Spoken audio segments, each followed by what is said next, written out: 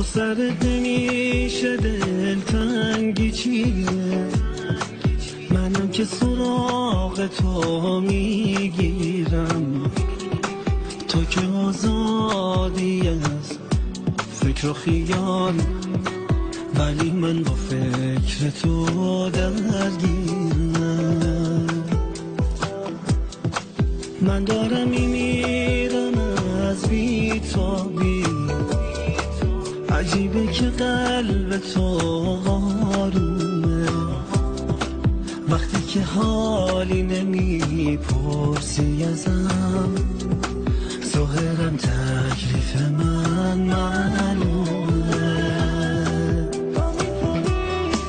تا میتونی بی خیالی طی کن، زجرینش باشه مال من، سخت بگیری به خودت مدیونی، به درک ریخته هم حال من.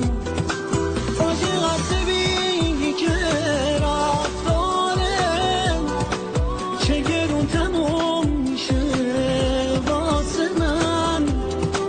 تو به استرس نیافت، من هستم به جهنم دل و احساس من.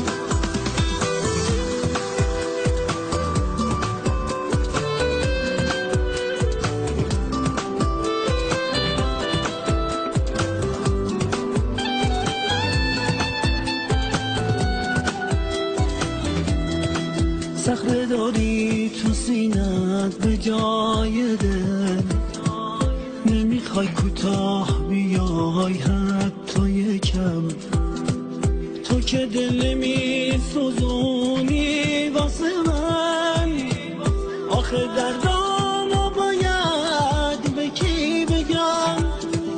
اینم از نگاه بیرحم تو که میگه به نبودنم عادت کن، یا بمون کنار من یا که برو منو از دست چشات راحت کن.